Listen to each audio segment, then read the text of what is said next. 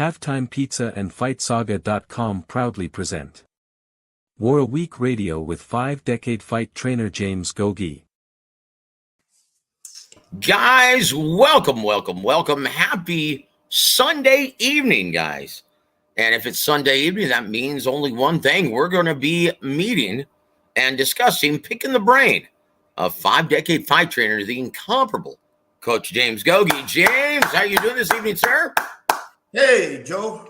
Doing good. I'm doing good. They had some good little scraps, two good little scraps last night that surprised me, especially the Neri and what's that guy's name? Venetian. Yep. Yeah, the guy that gets punched in his face a lot like Magulia. yeah. Zato Venetian is his name. And yeah, they put on a barn burn. We're going to talk all about that, guys. But our primary topic tonight is the title changing hands. And you called it, Gogue. Yeah. You called it pretty much the way it was going to be, right? Lee Wood gets stopped controversially in the 7th round by heavy-handed Mexican Mauricio Lara, who becomes now the WBA featherweight champion. Not the red belt, the WBA heavyweight champion, or featherweight champion, my apologies. Yeah. Coach, what did you think when you saw all of this? And we're going to be talking about, guys, the controversy. We're going to be getting quotes with his trainer, quotes at Lee Wood. And we're going to talk about the spit heard round the world from Mauricio Lara, Josh Warrington. We're going to talk all about that, guys. But, Coach, were you surprised at the punch output of Mauricio Lara? Nah, Joe, he takes his time. He's methodical. He can hit. So he just, he's economical with his punches and just was waiting for those right moments to go on the offense against Lee Wood and everything. But Joe, this fight, everybody was talking about, Lee Wood was winning the fight and he was, boxing. His jab was just a pawn jab. He was just slapping it out there, man. Sticking in Warren's Laura's face to get his respect. It was more like an annoying jab just to keep you at distance and just to keep it in your face and a distance range finder to land the right hand when she was dealing. But all that shit didn't matter. Only thing that counted in this fight was who had the better chin. Okay, Lara could take his punches better than Wood could take Lara's punches. Okay, it all came down to the battle of chins. Every time Lara, especially in the second round, hit that Wood, especially with hit him with the right uppercut, I think, and in exchange, moved him. It was like an earthquake. Okay. But every time every time Wood hit Lara, it didn't faze him much. You know what I mean? He kept, you can see his face. He had that poker face, but I knew that though, man. Training in the altitude, 8,000 feet in Mexico City, boy, it gets you into tremendous shape where you can endure pain and punishment. You have a high threshold for pain, meaning you don't feel it. Okay, so it didn't matter. It was just a matter of time, because every time Lara, I noticed at the second round, Joe, I said, man, it's just a matter of time, man. When he hits that guy, it's going to be over with. And he did with that left hook.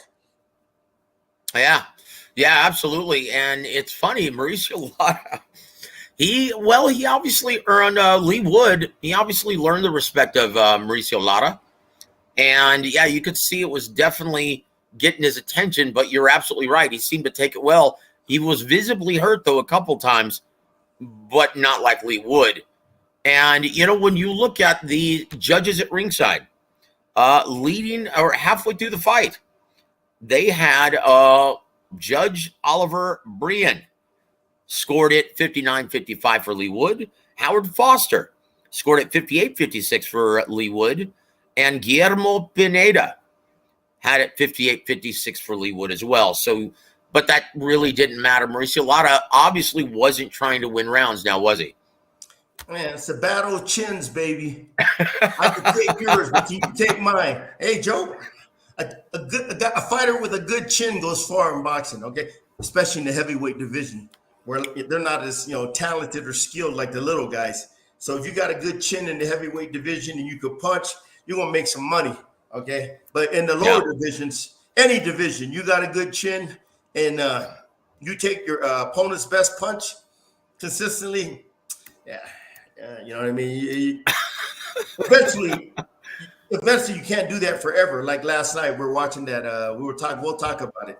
The Azat fight. You can't be taking punishment like that, for the duration of fights or duration of the fight or many fights after that.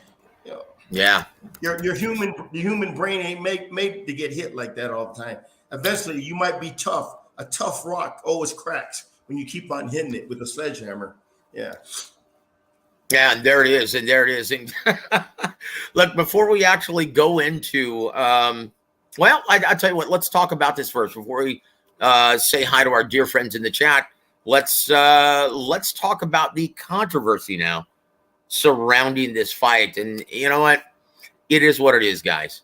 There's nothing you can do about it. Obviously, with floored at the tail end of the seventh round with about 35 seconds to go, he gets floored, or 25 seconds ago, he gets floored, right? And, with a devastating left hook. And he's got there first, but what's a big rule in boxing, Coach? You don't hook with a hooker? Yeah. So he gets floored. He gets up. Obviously, he's on unsteady legs. But the gentleman with the best seat in the house, the referee in charge of the action, sees fit to allow Lee Wood to continue with the fight, understanding that there's only about 10 seconds left in the round, right?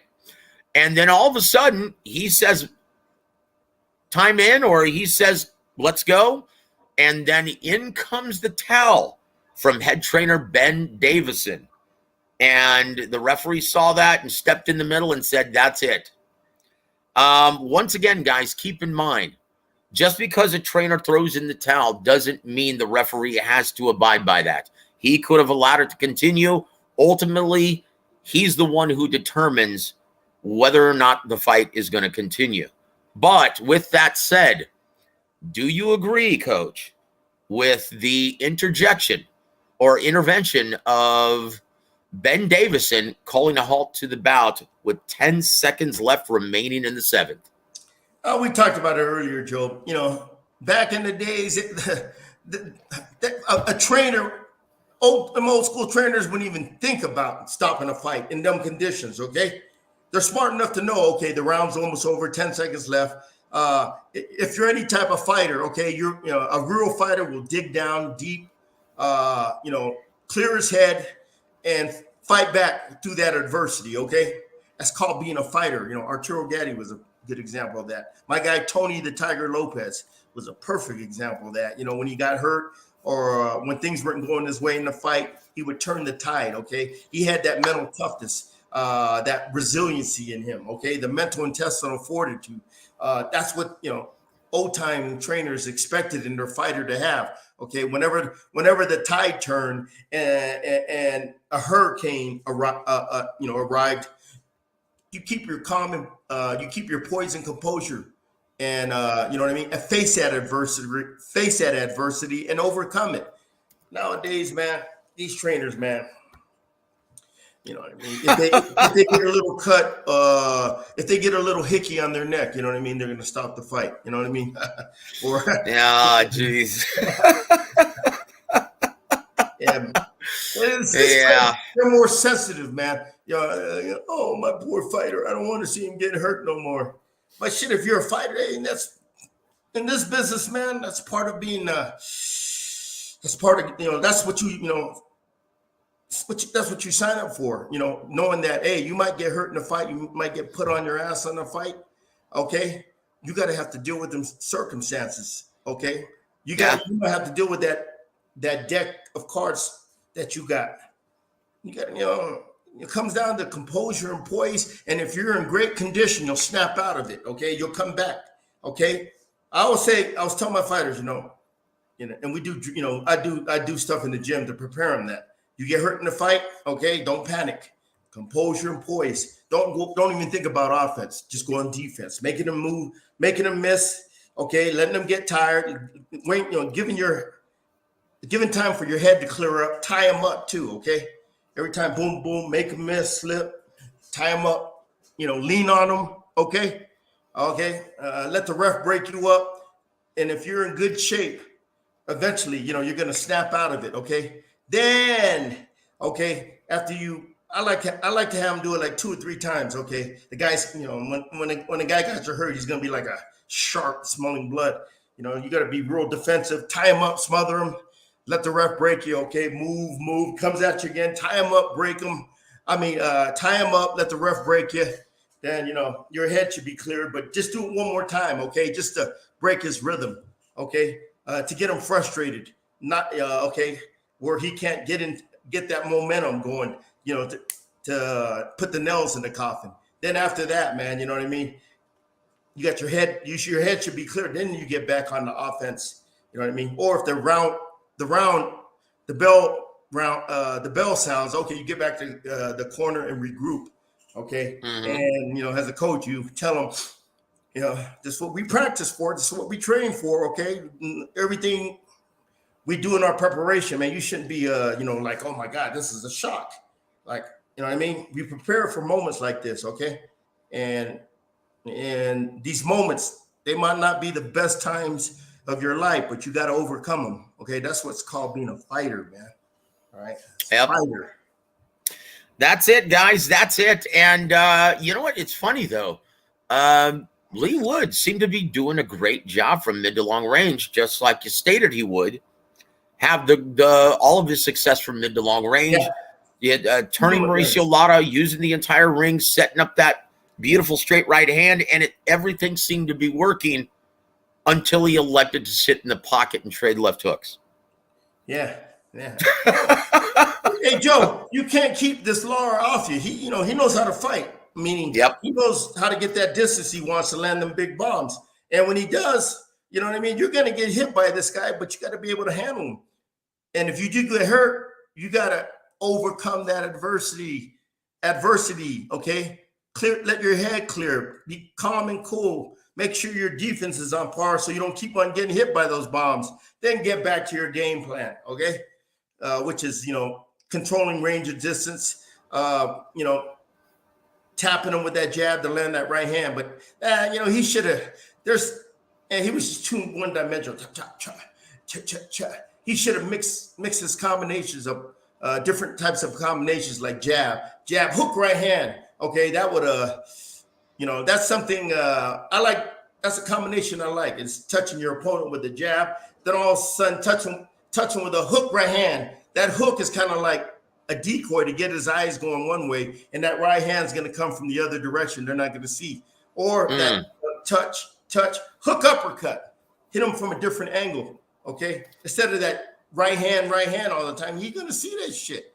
You got to change up your game plan. Like if you're an offensive coordinator in the NFL, you got to change up your plays.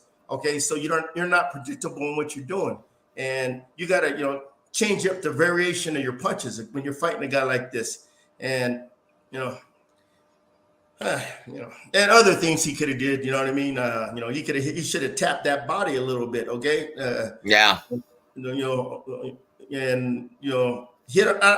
He didn't want to work inside on this guy, which I wouldn't have. Just tie him up. Don't let him get off that left hook, okay? All right, just smother him. When you smother a puncher, he ain't got the what do you call it? The space, he needs to get that leverage on his punches and turn them around. Keep turning them. A puncher's only good when they can set their feet, but if you keep turning them, they got to lift their feet up, turn. They can't get their feet set, and if they can't get their feet set, they can't get that momentum they're going to need, or that leverage they're going to need. To throw those shots when you're set yourself good. You know what I mean? It's stuff like that. But anyway, Anyway, they got a rematch clause, and let's see if this league improves. You know what I mean? Coach, would you initial or right away? Would you execute the rematch clause right away? Would you go right into another fight with Mauricio Lara? Hell no, he'll get his ass whooped again. Well, initially after the fight, Lee Wood stated to the press, I just want to say thanks for everyone supporting me, and I'll be back. And he says, I could have, when asked if he could have continued by the press, the media in attendance. He said, yeah, I could have continued. I'm a fighter, but I just want to say congratulations to Mauricio Lara. That's what he said initially. And this is what he stated earlier today. He retracted. He goes, look, also, though, I want to say that I stand by my coach's decision. I know he cares about me. Boxers sometimes have to be saved from themselves. I have more big nights ahead. It was painful at the time, but with my kids today, smile on my face, knowing I'll be back better than before, like always, end quote. He stated that on his Twitter feed, right? Coach? His publicist, you did a great job of writing that little tweet for him. Yeah. That's it, brother. That's it. And if you're a fighter, yeah. Joe, you can't accept. If you're a real fighter, you can't accept that shit. You can't give that lame excuse. If you're a fucking real fighter, man, I would have went off on Michael. What the fuck are you doing? Like Diego Corrales when he was getting destroyed by Floyd Mayweather, went off on his stepdad, Ray. Why did you stop the fight? Which Ray did a great job. You know, he got knocked down 3, 4, 5 times. He was getting pummeled, and his stepdad Ray, good friends. You know, because we worked together when Diego was coming up. We trained the guy, trained him and everything. And after the fight, the dad goes, nope. He'll thank me later. And I go, Ray, you made the right choice, man. It was so one-sided, man. Yeah. It was so one-sided. He wouldn't even win in the fight. There's no way. Why should you take more punches? But Diego, man, after that, he was so pissed off at his dad, pushed him in the corner, and right then and there, he fired him after that. Yeah.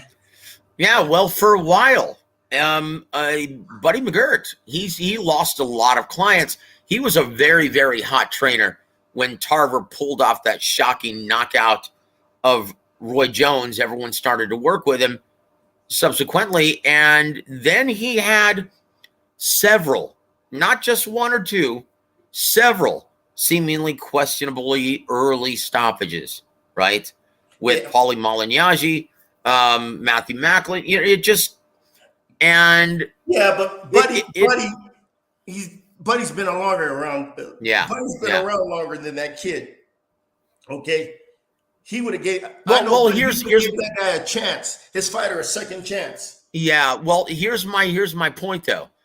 Subsequently though, as a consequence, he lost a lot of clients. He lost a lot of fighters. They started to jump ship. Right? Yeah. Do you see this happening to Ben Davison? I don't know, man. That dude, to me, he's a young trainer. You know what I mean? But he's got a lot to learn. I mean, he could watch and study all the YouTube fucking videos he wants and strategize and all that shit. That don't mean, hey, man, you experience, you learn stuff you don't learn on YouTube or reading ringside, what's that called?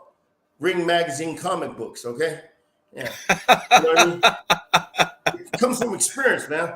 Buddy, he'll stop the fight if it's so one-sided and your fighter ain't got a chance in the prayer to win. Yeah, hey, that's the perfect thing to do. But not when your fucking fighter's winning the fight and he's a champion, his title's on the line with like 10 seconds left. Come on, man. That's me. I don't know. Maybe I'll have a soft heart one day and be Mother Teresa when my fighter gets a little cut on his lip. You know what I mean? And no more, ref. I don't want my fighter taking no more punishment. Please stop the fight. You know what I mean? Yeah. Coach. I might be that. I might get soft one day like that. Oh, jeez. Hey, Joe, man, you're in the corner with the fighter. You got to be a warrior just like him. You got to battle like him, but you also got to step back. Hey, when enough is enough, and enough. There's circumstances like I say, hey, man, this fight is not even competitive. You ain't got a chance to win, and you're getting hit too much. Call it a day after 6 rounds because it's just going to get worse down the road. Not off one fucking punch when you're winning the fight, and it was, you know what I mean?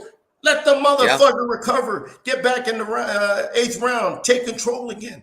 Win the 8th, 9th, and 10th. Okay? Then just give up lose the 11th and 12th. If you want, but you still won the fight. You know what I mean? But anyway, that's his call. That's Boy Scout Ben's call. So he's gonna have to live with it. Well, immediately following the action, Mauricio Lara, while he was celebrating with his team in the ring, he looked out and saw Josh Warrington screaming at him from ringside, and he spat on him. Yeah, he went he did a Roberto Duran, and like when he beat Leonard and he went right by he went right by the ropes and started yelling at Wilfred Benitez, calling him all types of profanity laced names and everything, man. Yeah, Roberto and Lara did that too, man. I'm like, I was wondering what he was doing, but finding out later was he had a problem with Lara. Well, when asked by the media in attendance immediately following that episode, he admitted it. Warrington said, "Yeah, Lara spat at me," and he admitted it. He smiled when asked by the media in attendance post-fight. He smiled and said, "Yeah, I spat at him." And he said, "Look, the way he ended our second fight, it's become very, very personal between us. And as a result, I want to retire him from the sport." End quote. Gogue, would you rather see a third fight between Lara and Josh Warrington? It'd be a unification bout, obviously. Or would you rather see a rematch of Wood-Lara? Lara, Warrington ain't the champion no more. It's Alberto Luis Lopez, I think. Oh, that's right. Oh my gosh. That his name, Joe? Yes, that's right. Lopez, the upset specialist. Yes, that's absolutely right. Alberto Luis Lopez. He's a champion. He beat Warrington. But you're absolutely right. That's right. Yep. Mauricio, he's got a name in England. That's for him. He won't make no money in the U.S. Okay, there ain't no opponents over here that will create that excitement to create that money in England. That's his backyard for now, man. That should be his second home, man. Okay, he knocked out Woods for the championship. And he's got some beef with Warrington. And after that, what happened in that fight, it just, you know what I mean? It just created more that's a very good point. And got the drums rolling now. Okay. Yeah, that's where the money's at in England. All right. That's right. You can't, man, Mexico, you could pack them in here, but you're not going to get the money over here in Mexico like in England. So if I was Lara, get that fight with Warrington. If it depends on what's his name wants to do, go for the immediate rematch. If he doesn't, hey man, go for fight Warrington and everything. You know what I mean? Go to England. Tell you what, that's a hot fight, and that's a very good point, Gogue. And once again, showing your expertise and understanding of the business. That makes perfect sense there. You're absolutely right. They got a lot of beef and blood, man. That fight would sell out. Joe, that's a great fight. Don, like we said, like Don Chargan always told us, you ain't got a great fight unless you got a great location. Then you got a great fight. It's got to be in the perfect location. And what was that? Where was that fight at? Leeds, England, or Nottingham? It was in Nottingham Arena in Nottingham, England. Yep. Well, yeah, go back to England. It don't matter. Everybody in England knows who Mauricio Lara is, all right? He's got a name over there, okay? He's got a resume, okay? And he like I said, there's that bad-blooded beef between Lara and Warrington, and what he did with them. He did that Roberto Duran and spit on them and, cussed them out in Spanish and all that. So everybody saw that, man. They're like, okay, this is a fight. This is a what do you call it? A marketable fight that will do well. Oh, Eddie, I don't need to say that shit. Eddie knows. He knows when there's a hot fight. You know what I mean? Absolutely. Yeah. Absolutely. Eddie Hearn is very capable of staging, and he often does, staging great domestic events in the UK. We'll see what he does this year in the US market. Joe, what the fuck would he want to come to America? Nobody cares about them bitches. No. Who the fuck cares about Mauricio Lara or what's that guy's name? Warrington in America? They don't know who he is. In England, it makes sense. Yep. What the fuck they want to hold it here, man? Come on, man.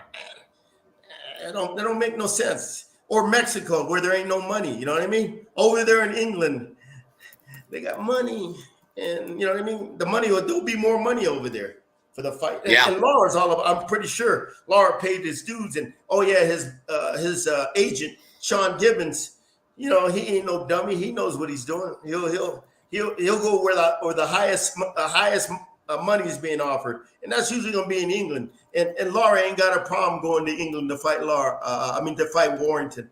You know, he was about to get knocked out before the way the fight ended last time, wasn't he? Oh, well, it had just begun. He was. I think it was in no contest, ending in the second because it was headbutt. Like I said, he was about to get knocked out. All right. Well, that was definitely a possibility, and most people actually chose the knockout in their prognostications leading into the fight. But I will say this, Coach, and the reason why I was talking about putting together fights, seeing what he's going to do in the U.S. market with Canelo or anyone in 2023 is because of the DAZN price hike. Now, we're going to get into that before Joe, it all comes down to where the fight makes sense at. Don't matter about the price hike and all that. That's right. I mean? The fight makes sense in England. Oh, boy, Joe, that would be with the blood. What he did yesterday was perfect. Yep. Did that Roberto Duran and called his mom all types of putas and maricones and everything. Oh, I bet you did. I bet you he did. I bet you he called. I bet you did call Warrington a maricon. You know what I mean? Yeah. Oh, geez. Yeah, well, I tell you what, we're going to take a minute. We're going to say hello to our dear friends in the chat before we talk about, though, the DAZN price hike. And we'll get back to that, guys. I want to give a big shout out to my brother, Big Luke. He says, good evening, greats. Good evening to you, sir. And he says, I took Coach's advice last Sunday or last Wednesday and watched Mondo Ramos versus Sugar Ramos. Immediately fell in love with Mondo's style, punch selection, and grit. Wasn't he the dude Don told us trained in brothels? Yeah. Mondo had a problem with, according to Don, he had a problem with, being a fighter, a dedicated fighter. You know, he had demons in him. You know what I mean? Great fighter though, Mondo. He was a champ. Hey, he was a champion, Big Luke, at 19 years old. Yep. But yes, you're absolutely right, Big Luke. That's the one. He would be smoking cigarettes, taking shots the week of the fight. And I used to train in brothels.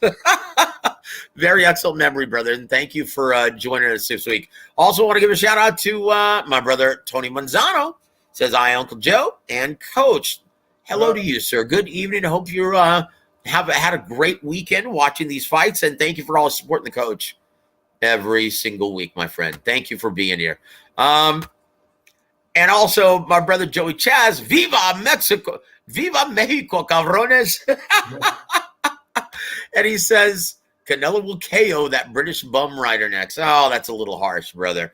Look. It ain't harsh. He's right. Oh, boy. I tell you what. Yeah, it's going to be just what the doctor ordered for Canelo Alvarez. We'll also, if we have time toward the tail end of the show, we'll talk about the comments of Mr. Tim Bradley about Canelo Alvarez and his future in boxing, right? Oh, yeah. Also want to give a shout out to my brother John McSmith. He says, from the land of the Fighting Illini, salute Joe and boxing's #1 coach, James Gogue. What up? Thank you for always being here to support Brett Belima, the head coach of the Fighting Illini now. Belima. Yep. Yeah, he was at Wisconsin, went to Arkansas, then now he's in Illinois. He's changed that program around, man. 1 year, they were a losing program under no talent, Lovie Smith. Then he came up, he came in there and got him a winning season. Yeah, Brett Belima. And there it is, John. Thank you so much for always supporting the coach, my friend. Also, want to give a big shout out to my brother Tycho TV. Salute, guys. Salute to you, my friend. Thank you for always being here supporting the coach. Also, want to give a shout out to Khalid. Says salute, gentlemen. Salute to you, brother. Thank you for being here every Sunday supporting Coach Gogue. And he goes, Joseph, Mexicanos keeping boxing alive. Chingao. That's it. You're absolutely right, brother. They are the #1 boxing fan base in the U.S. In the US There's and Mexico. no doubt about that. Yep. And I tell you what, Showtime is hoping that's the case, in which we see the best of both worlds represented in the ring, with Ryan Garcia and Tank Davis becoming a reality. Both parties signed on the dotted line and agreed to everything. So we're going to see it, guys, in Allegiant Stadium, Las Vegas, Nevada. Oh, really? April 15th. Legion Stadium, huh? Okay. Legion Stadium, senor. Yep. How much are ticket prices? Don't know yet, but hey, they're going to be a lot more affordable than the MGM Grand. Yeah, that's good though, man. If you want, boxing's so fucked up right now. You need a fight like this to bring it back to the masses and make it affordable. Where they have 40, 50,000 fans there. You know what I mean? So. Yep, there it is. Yeah. There it is. And want to give a shout out to Mr. Refugio Garcia. Thank you, Mr. Garcia, for joining us. He said Lara literally came out of nowhere. Nobody knew of him before the Warrington fight. Yeah. That's the way it goes, guys. Look, had anyone really ever heard of Marcos Maidana before the Victor Ortiz fight? Even though he was a title holder, yeah, very few outside of the boxing diehard community, and even most of them back then had ever heard of Marcos Maidana before the Victor Ortiz fight. Only if you're in the boxing business, you know about these guys and everything. Me, I knew about him when he was coming up here in Mexico and everything. So I knew about his rep and everything. You know what I mean? And there's fighters out there right now you don't know about that are gonna just come out of nowhere and hey, that's boxing. New stars are always created in boxing. All right, that's it, and that's why we love the sport, guys. That's why these fights, all of these fights, matter, guys. We also want to give a big shout out to Gus. Hope you were successful this weekend. Sorry I wasn't able to make it. No, I didn't get to announce that event, but I hope you guys had a lot of fun and I hope you were very successful. He says, what's good, Joseph and Coach? Thank you for being here, my brother. Please disclose how you did, man, this weekend. We'd like to know. Let's see. Also, want to give a big shout out to my brother Antonio Luna. In the mortal words of Geddy Lee of Rush, well, they call me the working man. One of the hardest working men I know, Mr. Antonio Luna. He says, good evening, Warwick family. I miss you all. We miss you on the live chat as well, my friend. Thank you for being here this evening and supporting Coach Gogue. Also want to give a shout out to my brother. Yeah, Antonio's our brother from Long Beach, California. You remember that? Yeah. Long Beach. And there it is. And so we want to give a shout out to our brother CB3. Thank you so much for joining us. Says salute Joseph and the coach. Salute to you, my friend. Thank you for always joining us. And Bruce, Gas Boxing, Jazz and more. Salute brother Joseph and Coach Gogue. And yeah, you know what? Bruce, always the boxing historian. Love his channel. Guys, if you haven't already, please go subscribe to our brother Bruce. Does great stuff. Also, he stated this, and he reminded all of us this morning on Twitter.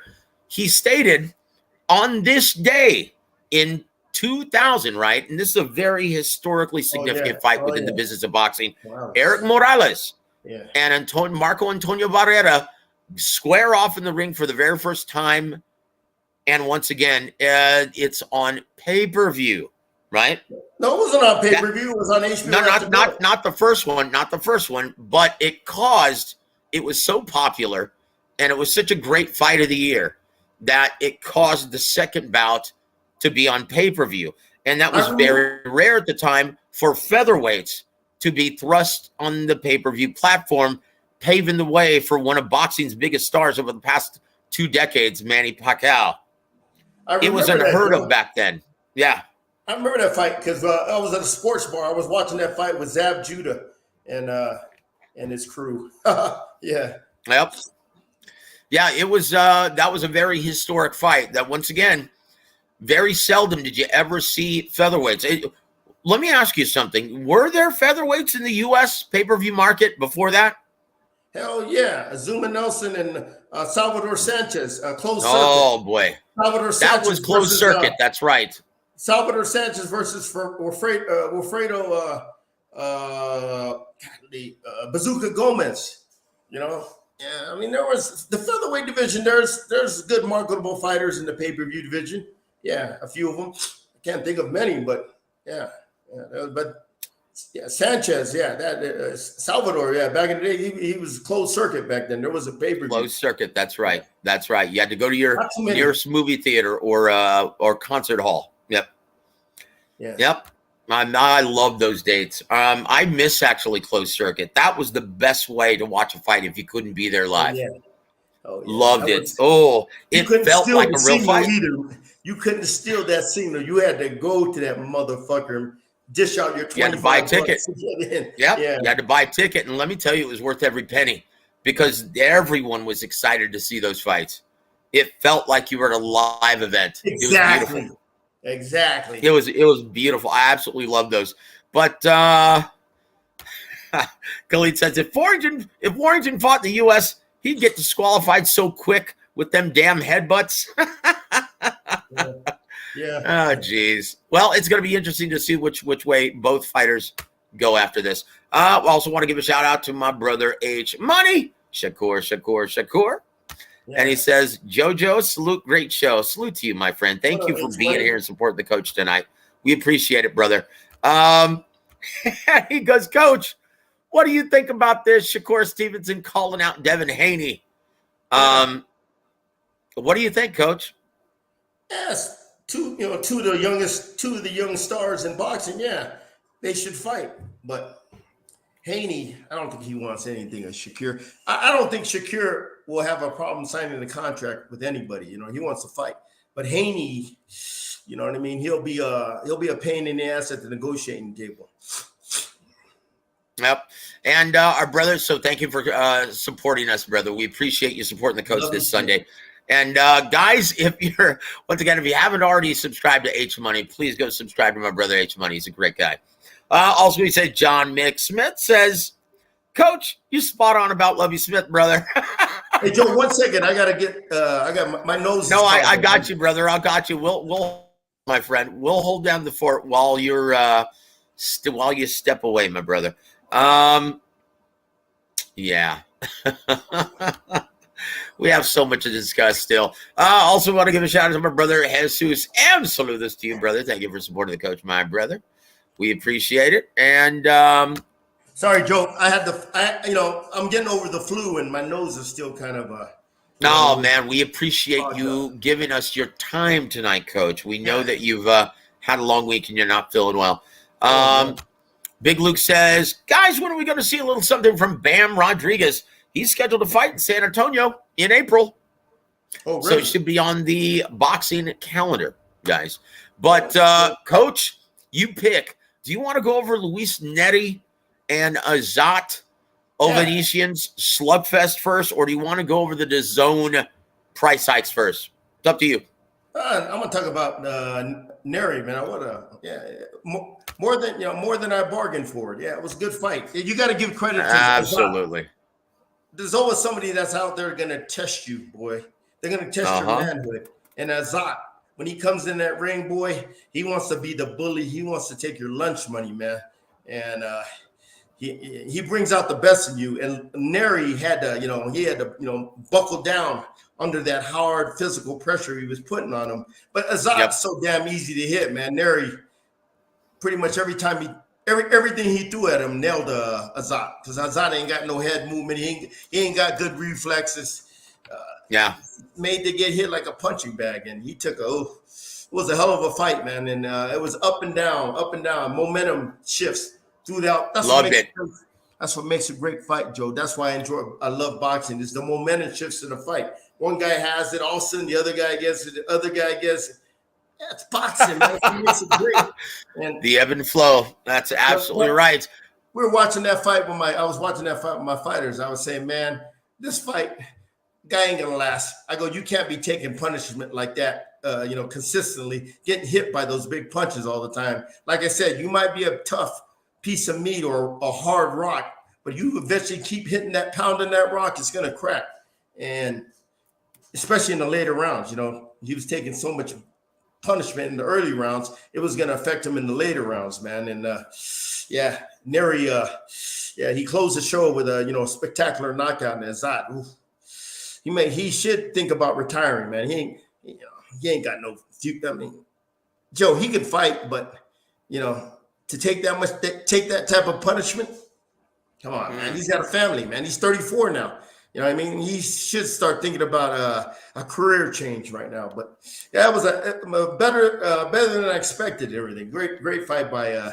So far, it's got to be a candidate for Fight of the Year, Joe. Would you agree? Oh, without a doubt, brother. I was just going to ask you the same thing. In your mind, what would be Fight of the Year? Navarrete Wilson, Beterbiev versus Yard, or Neri versus Ovanesian? What would be your winner at this time for Fight of the Year? Oh, this one right here, because there was more ebb and flow, momentum changes during the fight besides the other two. You know what I mean? Yeah. Yeah, it's hard to disagree. Azat took more punishment and a beating. Okay. And That's the way right. and the way the fight ended with a spectacular knockout. Okay. Yeah. That's absolutely right. It's very hard to disagree with that. It would be my leading candidate right now for Fight of the Year. Yeah. I agree with you wholeheartedly.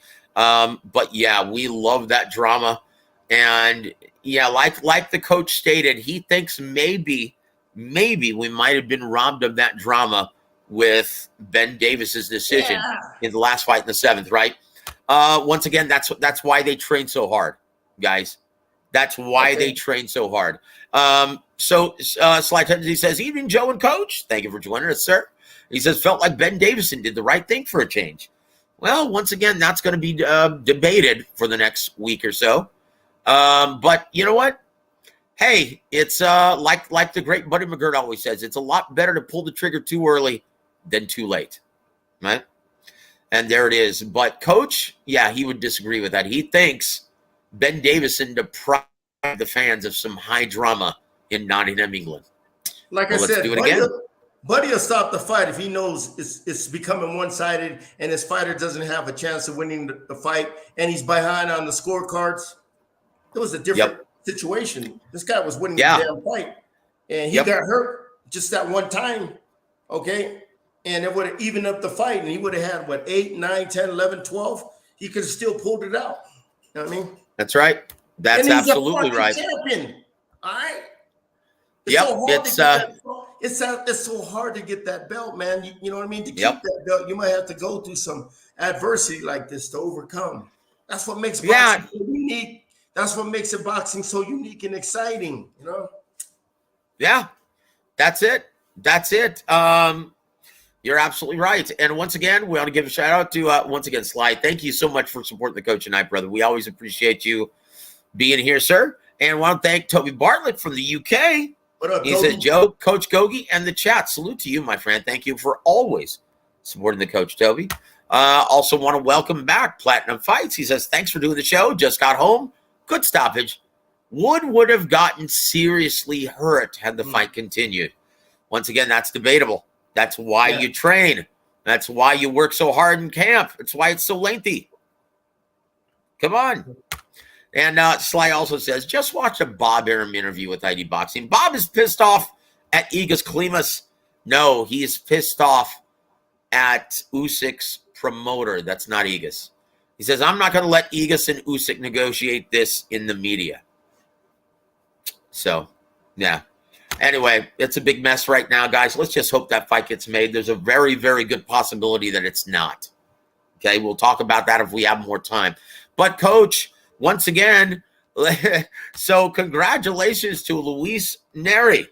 Once again, he was ahead on the judges' scorecards, but not by a very wide margin. Chris Flores, also a ref in California.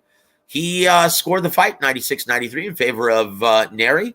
Alejandro Rochin had the same score, 96-93, and Zachary Young had it a smaller margin, 95-94, all in favor of Luis Neri at the time of the stoppage. And Hovhannisyan suffered a cut in round number 3 from a punch, and he was knocked down in round 10. Well, he was walking on feathers back to the corner, and his face was a bloody mess, completely beat up, and then he was knocked out in round number 11.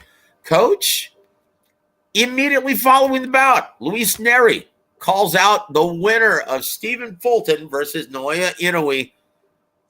Now, had a very, very good performance, but like you stated, He seems to be a limited fighter.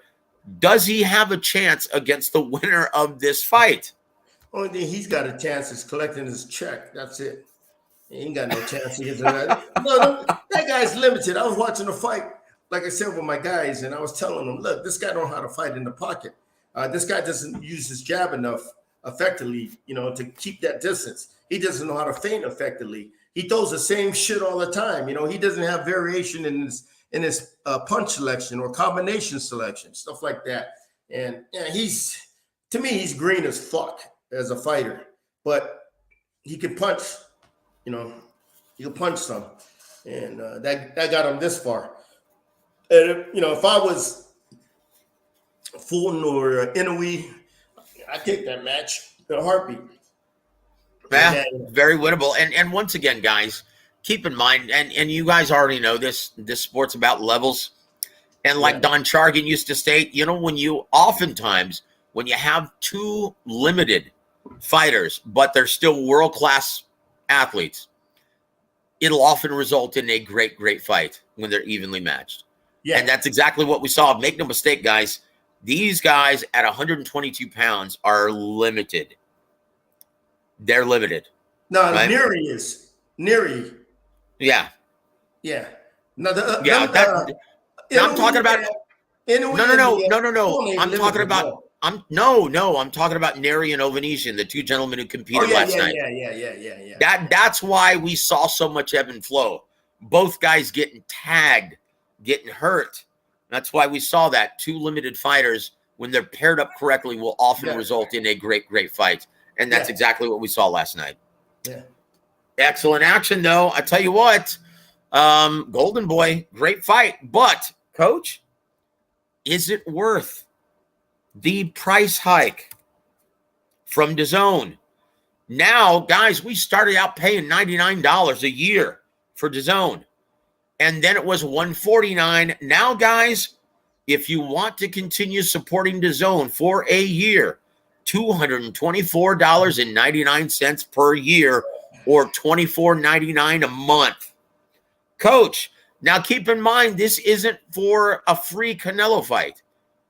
This is, you still have to pay extra for pay-per-view for a Canelo fight and for the big events. Is this worth it, Coach? Joe, in this economy nowadays, man, they're gonna cut him. They're gonna let him go. They're gonna cut him loose, man. I mean, people ain't gonna, you know what I mean? When you start making them outrageous price hikes like that, it's demand, and their product is not even that fucking good in the United States. Okay, man. So, and when you're not giving a good product and you raise the price over $100, the subscription levels are gonna start tapering off, man. Well, look, guys, I'll find out the hard way, man. I really don't give a shit of what they do because I watch it here in Mexico for free. So, yeah, look, guys, this is just proof positive that no platforms are doing well, doing the kind of numbers or the ratings that they hope for, right? And this is a clear example of this one. They went from just doing a subscriber price every single month, $99 a year, and every fight was free. Right, with or not free, but for that subscription price per month. Right now, though, you've got Canelo on pay-per-view, you've got Joshua on pay-per-view in the UK, and then you increase the price anyway. So basically, what that is, guys, the people who choose to subscribe to DAZN are in essence paying for the fans who are streaming it illegally. That's it. That's what you're getting, guys. This is not good for the sport, guys. This is not good. On one side, you've got Showtime with every major event, every decent matchup. It's going to be on pay-per-view out of necessity. And then on DAZN, might as well be on pay-per-view because they're hiking up the price to at least $24.99 a month. Guys, when you can buy the Disney Plus bundle with ESPN Plus, Disney, and Hulu, and everything else, right? It's only $10.99 right now.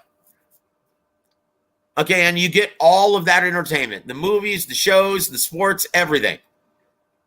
Okay, compare that to DAZN, which is $24.99 in America. That's not good, and it becomes impossible to justify. still paying for it with the fights that we're getting. And keep in mind, I love last night's action. I thought it was tremendous. But, Coach, our fans going to pay at $24.99. Fuck no. They'll move on, man. I mean, there'll be a few guys that are real hardcore fans that'll keep paying it, that they can afford it. But a majority of them, they're going to say, bye-bye, DAZN. Who cares about your fights? Nobody watched them before. Nobody's definitely a lot less people are going to watch them now. Joe, they've lost over $2 billion in the last few years. I can't see how they're going to keep doing boxing. Brother, they've lost $6 billion. And now, $6 billion. what I read earlier, I can't see how they're going to last, you know? Yeah, and look, they just made a deal with the NFL, a very expensive one, in having the broadcast rights for the NFL internationally, right? Oh, really? Okay. Yeah, but how popular is the NFL in foreign markets? Let's just hope it makes their product, it increases subscription numbers worldwide, because guys, we can't lose another platform. Definitely, they find it more popular than boxing. All right. Well, I tell you what, this is going to be very, very difficult. Guys, once again, we urge all of you to support DAZN, but damn, $24.99. I mean, I've talked to journalists today and yesterday since they announced that hike. And journalists are saying, you know what? I don't know if I can justify paying for this. Yeah. It's very few and far in between, guys. Yeah. And Platinum Fight says, man, I'm a moron. I forgot I had a subscription. I just keep getting charged. And now you've got to give them a 30-day notice or they're going to charge you for that month still. Oh, boy. Yeah. This is... And boy, Big Luke getting political. Who's not on an austerity budget at this point? Yeah. It's tough, guys. It's tough out there. CB3 says DAZN will merge with BLK Prime. Oh, Toby actually says NFL is huge in the UK and Europe. Okay.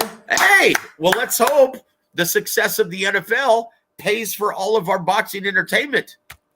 Yeah. We need that platform to do well, guys. You know, we can't afford to lose TV dates.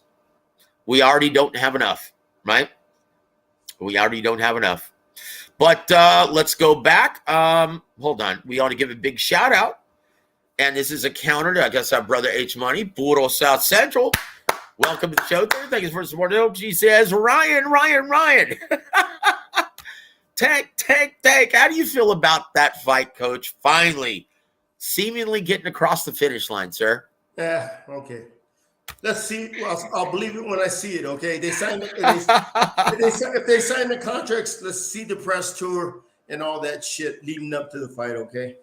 And I'm hopeful. I pray to God that fight goes through, because boxing right now is so fucked up, man. It needs something. It needs a big vitamin B12 injection, okay, to give it that energy. To give it the energy. Oh, boy. Man. I hope it goes through, because this is a big matchup in the U.S. It's going to create some excitement, and it's going to keep. It's going to start. It'll help to bring boxing out of its graveyard. So, yeah. Because no other division is doing it. You know what I mean? Boxing's fucked up right now. I don't give a shit what people think. It's only a hardcore boxing fans market. Okay, it's a niche market. But as far as the mainstream, they don't give a shit about. They're watching MMA. Okay? Yeah. Look, guys, and once again, this is going to be a huge litmus test for CBS, Viacom, Showtime, Paramount. Right? This is huge. According to everyone involved, this is a necessity. They need this to do well. Guys, please promote this fight. Please be the ambassadors of the sport. Go promote this fight to your friends, to your neighbors. We need this one in a big way, right? Yeah, so that's it, guys. And I tell you what, let's go back to the fights. I have an interesting comment from our brother Platinum Fights. He says this. Let me pull it up again. Let me find it. He said this is very interesting, Coach, because you told me last week, you told us that Bronco Lara was having trouble making weight. So he is pointing out the inevitable move up to 130 pounds. He goes, Coach, Lara versus Vargas or Navarrete or Figueroa? Wow. How do you see these fights playing out? That's a whole show within itself. Yeah, at least a 30-minute segment, brother. So, Coach, which fight do you like the best of all those matchups? Lara had a problem making weight when he fought a guy against one of my former fighters, Jose San Martin. I don't know if he had a problem making weight over there in England. You know what I mean? I just don't know. You know, evidently he made the motherfucker. Okay, because that's right. Yep. When he fought San Martin, guess what? They had to negotiate the contract at the last minute to, for an extra pound allowance and everything. So, but anyway, yeah, it's if I would suspect he would get those two big rematches. What do you call it? With what's his name, Warrington and Wood. Them are two good paydays he cannot turn down that are very winnable. Okay, and he's to the point of his career. He paid his dude. He's a vet. He's a champion now, and he just wants to make some money for him and his family. And and them two fights make sense over there. As far as him, going up in weight and fighting Navarrete and them guys, yeah, that'll time will come, man. All that will work itself out. But right now, it makes sense for the Warrington rematch because what he did afterwards, and the excitement over there in England to want that rematch, and of course Wood to exercise his options, and the controversy on how that Ben Davison stopping the fight and everything. So there's two paydays for Lara. He'll be set in. He'll be set. Wow. Yeah, I tell you what, it's going to be interesting to see. And yeah, 130 is turning into a very, very hot division. Let's just hope that these guys are active and they're down to make the best matchup possible. Let's hope the promoters are willing to work together. Yeah. And guys, this is the only thing that will justify, right, DAZN's price hike, is if they choose to work with all promoters involved and put together the biggest fights possiable. That's the only thing that's going to do it, right? Yeah, because Lara, he could fight Alberto Luis Lopez. Or Vargas, but the money where there's going to be a big fan base turnout is in England. Yeah, I mean, come on, man. If you're in the boxing business, that's a no-brainer. Sean Gibbons, the agent for Lara, knows that too. He ain't no dummy. He knows his shit inside and out, and he'll negotiate two good paydays over there because I don't think Lara will have a problem knocking out Warrington. And that rematch with Wood, things won't change. It all comes, comes down to chins. Lara's chin is more reliable than Wood's chin. Okay, and he'll go out the same way. He'll get a hit eventually, and he'll crumble.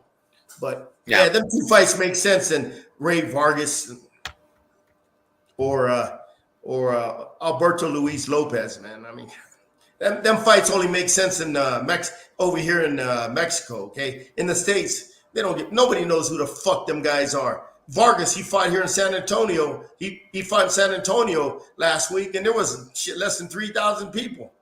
Okay, and Alberto Luis Lopez, who the fuck? He can't pack him in nowhere. So you got to go where the fans. There's going to be 10, 15, 20,000 fans that are paying good money to watch the fight with sponsorships and all that shit. Oh yeah, England, man. Lara, boy, that's going to be his second home. Yeah, it's going to be his second home. And he might as well start learning how to speak English. Yeah. And there it is, guys. Also, we want to give a big shout out once again to Gus. He says, man, Joseph, this is my very first amateur fight, and I was put in tough against a guy who ended up winning the entire tournament. Wow, the luck of the draw. I should say the bad luck of the draw. Well, hey, man, keep punching, brother. Keep working hard. Hey, let me know what gym do you actually train at, brother. I'll go check it out. I'll go visit is he in San Antonio? Yeah, he's in San Antonio. Let me know what gym you actually train at, brother. And he says, yeah, he was a southpaw, can move and punch well. And the second round, I adjusted well, outboxed him. But in the third, I gassed out and he started fighting with him. And I got caught with two pull counters, but I was still throwing and landing with steady legs. Yeah, boy, the amateurs, they don't mess around. They will pull the trigger. They've got a hairline trigger finger, right? Very sensitive trigger finger in the amateurs. They will pull it. I've seen them stop fights when a guy doesn't even hit the canvas yet. Yeah. That's the way it is, guys. If they see you get hit with a good shot, boom, they'll stop it, give you an 8 count. Yeah, they're more safety conscious than the pros. Yeah. Yeah, as they should be, guys, because you're still learning on the job. Yep, that's it. But hey, keep fighting, brother, and let me know what gym you actually train out of. Also want to give a shout out to our brother Pounds Boxell. He says, salute Joe and Coach Gogue. Salute to you, my friend. What up? Also want to give a shout out to my brother from Philly, Joseph Brown. Welcome back to the show, sir. He says, salute, Coach. And Joseph, there was some good fights this weekend. Yes, sir. And if you missed any part of the show, guys, you can just rewind it back to the beginning and listen to it from the beginning, guys. Or you can listen to it on demand on your way to work tomorrow. How's that? Yep. And he says, the Victorville King Ryan by devastating KO. Coach, do you like that ballsy prediction for this fight coming up on April 15th? Garcia can punch, but Tank's a dog, man. And he's smart. And he's intelligent. Tank got a lot of problems right now, man. You know what I mean? Is he going to be focused on this fight? Which I think he will be, you know what I mean? Even though Tank gets in he has a lot of issues outside the ring, but when he gets ready for a camp, he'll buckle down. And he's a very competitive, hungry fighter, that wants to win. And, and he's been in a lot tougher than Garcia, who hasn't fought nobody. Yeah. I'll tell you what, thank you for joining us, Pounds. Yeah, I love this fight, guys. If he hits him, this is a great fight. Garcia can punch, but man, that Tank's a smart guy, man. And Tank can hit too, man. Yep. Right? And Ryan, in my opinion, just makes too many mistakes. Still, he's green. He hasn't been seasoned enough. Yeah, when he was bringing him up, he had him a bunch of softies, man. That really didn't teach him how to go the rounds to learn his craft properly. That's right. That's right. Yeah. So he's suffering from the Berlanga syndrome, is what we like to call it on this show. Yeah. Also, Joseph says, "Yep, Lara, the UK killer." Yeah. Yeah. But the reason why he was bringing up the hot 130-pound division, he says, yeah, I forgot about Lopez. Yep, that's a guy who beat Josh Warrington. I forgot about it too until Coach reminded me. He said these guys can become like Barrera, Morales, Marquez rivalries. I'd love to see it. As we would all, sir. If they only fight each other, and the fights are great. Okay? Nowadays, that shit is rare. All right?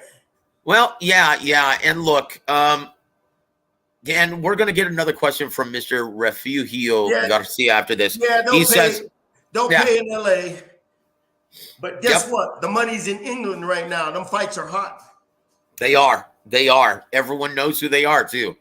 Yeah. Those are hot fights. And with the drama, with the spit heard around the world. Yep. And look, guys. Mr. Garcia says, I'd love to see Lara versus Navarrete, but they spar together. That's not a big deal in Mexico, is it? Nah, man. They'll fight. They'll throw down. They don't care. Yeah, man. Sparring's one thing, man. When you got to fight each other in the States. Oh yeah. Oh, I sparred a guy. I don't want to fight him. But in the States, yeah, it's like that. But in Mexico, it's normal, man. To spar them and you fight them. You know what I mean? Hey, and you know what? In reality, if you're a business partner with your friend and you're getting your friend a big payday, hey, that's actually better. That's actually better. You're giving your buddy a good payday. Yeah, it's money, man. It's business. Shit. That's it. And Toby, thank you, brother, for saying this. He said, don't forget to hit the like button for Uncle Joe and Coach Gogue. Thank you so much, Toby. Guys, yes, please hit the like button. Thank you, my man. And also, guys, please, we need 9 more subscribers to get over the 1,000 mark. Yeah. So YouTube can start paying Coach Gogue every week. Yeah. We got $9.91. We need another 9. That ain't shit. Yeah, we should be able to get that. So, guys, if you can put us over, we'd like to announce in our next show with Coach Ronnie Shields that we are over the 1,000 mark, guys. And if you haven't already subscribed, please go do that at this time. Thank you. We'd really appreciate it. But, Coach, is there anything that you'd like to discuss? Oh, wait a minute. I know you wanted to review the upcoming, you wanted to really break down the S's and O's of the upcoming Jake Paul and Tommy Fury fight in Saudi this Saturday, didn't you? Yeah. Yeah. Yeah. Yeah. Just joshing there, brother. Were fighting. Oh boy. Yeah. That's, guys. Correct me if I'm wrong, but I think that's about it. Maybe I'm missing something. I will look on the schedule right now, real quick, before we let you go, Coach. Yeah, go ahead, Joe. Yeah. Yeah, I'm gonna check out here it comes. I'm just waiting for it to pull up on my screen. And this weekend, right? Oh, this is a great one, brother. This is a great one. And no, it's not Guillermo Rigondeaux versus the dreaded TBA. Although I'm surprised he's still fighting. Probably fighting out of necessity because he's not a big ticket seller. But Coach, on Showtime, for regular subscriber Showtime from Minneapolis, Minnesota. And I know Coach Ronnie's going to be up there. He's going to be flying. He's got a fighter on the undercard. Subriel Matias versus Ermias Ponce. Good fight. For your 12-round vacant IBF junior welterweight title at 140 pounds. This is a potential barn burner, Coach. Yeah. This could easily be another Fight of the Year candidate. Guys, look at the schedule. Look at all the great fights that we've already seen, and we're not even past February yet. Guys, please tell your friends, tell your neighbors. Be the ambassadors that we know you guys to be. Okay? This is a great fight, Coach. Do you love this? I like it. I like that fight because Matias, like Azat, is a physical pressure fighter that likes, he loves to mix it up. He loves to, keep pressing the action, keep grounded and pounding, like I call it, putting them combinations together, physically strong, physically tough, and durable. A high degree of mental intestinal fortitude and resiliency. And he trains up here in the high altitudes near Mexico City at 7,700 feet. So he's going to be in great condition, man. You know what I mean? He's going to be in great condition for that guy. He should win this fight because of his punch output, the physical pressure he puts on you. Pressure breaks pipes in boxing, and he should, the way his conditioning is right now.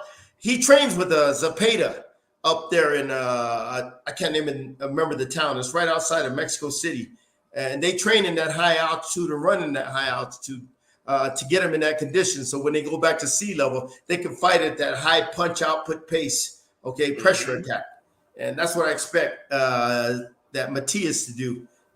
Just put his foot on the pedal and ground and pound. And wear that guy down, eventually knock him out. Yeah. Yep, man.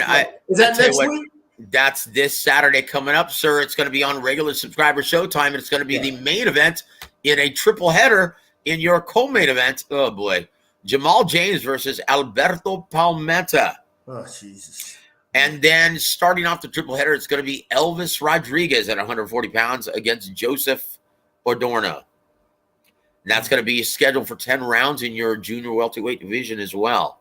That's a fight I'm interested. That's a fight I'm interested in seeing. I want to see. He looked good his last fight, Elvis. He did. So I want to see how much. And Ordorno is a gatekeeper. He'll give you a tough fight to see where you're at. The second fight I could give a shit about. Yeah, at 47. Yeah. Yeah, again. But the third fight, I want to see because Matias. Yeah, that guy, he's like Azat, just a physical. And look, he's just a physical, relentless pressure fighter. Yeah, and Ermias Ponce from Argentina, boy, he can fight. He can fight. They got similar styles. They still got that mentality of two pit bulls in a little cage, going at it. And it's a battle of conditioning and will. All right, and who could take each other's punch better over the duration of the fight. But I feel Matias, because he trains in that high altitude in Jiquilpilco, Mexico, right outside Mexico City. It's like 7,700 feet. Oof. man, that gets you into insane condition. So when you go back to the fight in Minneapolis at sea level, you know what I mean? He's going to have the advantage over that other guy who trains at altitude, man. Yeah. I'm going with Matias for the knockout. Yeah. Ooh, I tell you what, it's going to be a barn burner, guys. And I haven't even seen that Ponce fight. But I know them Argentinians are rough and tough, physical. You know what I mean? Yeah, I tell you what, Gogue, he's a UK killer as well, Ermias Ponce. Well, he ain't fighting. Matias ain't no UK, what do you call it, stiff. All right, this dude is a solid number one contender. Yeah, absolutely. He's a title. This is a legitimate vacant title fight, guys. Both guys are tough. Both guys are deserving of this opportunity. And guys, this one isn't going to disappoint. This is going to be, once again, tell your friends, guys, this is a can't miss fight on a regular subscriber showtime. Guys, be the ambassadors. Tell your friends. And our brother Joseph says, hey, I'm going to be at that fight. Hey, man, so is Coach Ronnie. If you see Coach Ronnie and his fighter, please let him know that you're a very valued War Week Radio extended family member. Okay? Have fun at the fights, brother. It's going to be a great one this week. Also want to give a shout out and please subscribe and hit the like button. Adolfo Horta. He says, Subriel's a tough boxer that has hurting power. Looking forward to it, as we are, sir. And he ain't a boxer. He's a tough fighter. Yep. Pressure fighter. He is a pressure fighter. He's got 2 sledgehammers in both hands. Yep. And he chops you down like a tree from mid to short range. And Gus says, yes, sir, Joseph, I'll definitely keep punching, not letting anything stop me. My love for the sport. I actually train out of Austin. Okay. With the Austin Police Department Boxing Club. God bless you, brother. Yep. Keep working at it, my friend. And it's, I tell you what, it's a lot of fun just being a part of that gym, being part of the brotherhood, man. That's what it's all about, brother. Oh my gosh. You know what, brother? This actually kind of, and once again, guys, it's going to be on pay-per-view ESPN this Saturday, right? From Riyadh, Saudi Arabia, Jake Paul versus Tommy Fury in your 10-round main event in the cruiserweight division. In the, in the co-main event, you've got Ilunga Makabu versus Badu Jack for Makabu's WBC cruiserweight title.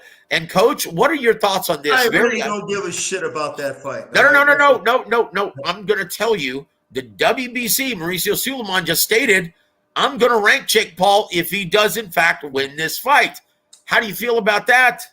Fucking nonsense, man. Come on, man. I'm a real boxing guy. I don't play that bullshit, man. Yeah.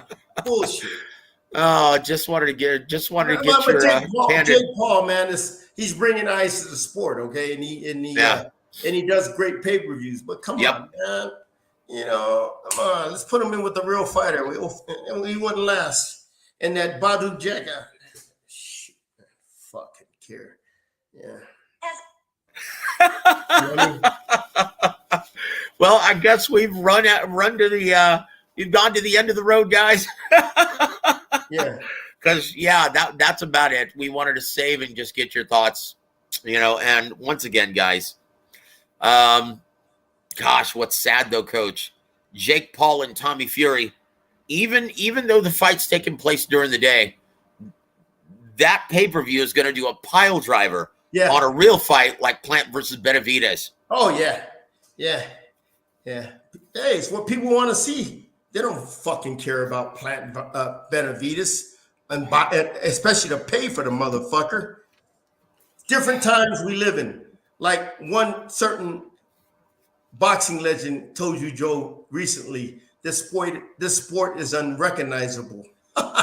Yep. And he's going to remain nameless. But yes, Hall of Famer told me that. It's become unrecognizable. Yes. Fucking joke. Anyway, oh, geez. I try to keep positive, because hopefully this shit changes around. And Ryan Garcia and Tank Davis, that'd be the first step in going in the right direction. But that fight's got to be a sizzler. It can't be a dud. where Ryan Garcia gets blown out and it's a mismatch. It's got to be a good competitive fight. Then you take that platform and build on it. But will boxing do that? No. They'll go back to their own stupid political games and bullshit to keep this sport irrelevant. Oh, guys, you know what, guys? And once again, I'm calling on all of you guys, the premier ambassadors of the sport. You know what? I know that you guys like to join other channels like ours, and you like to watch the fight together with real, knowledgeable fight fans. But guys, invite your neighbors over. Invite your friends over, the ones who are mainstream and casual sports fans, but who doesn't love a good fight?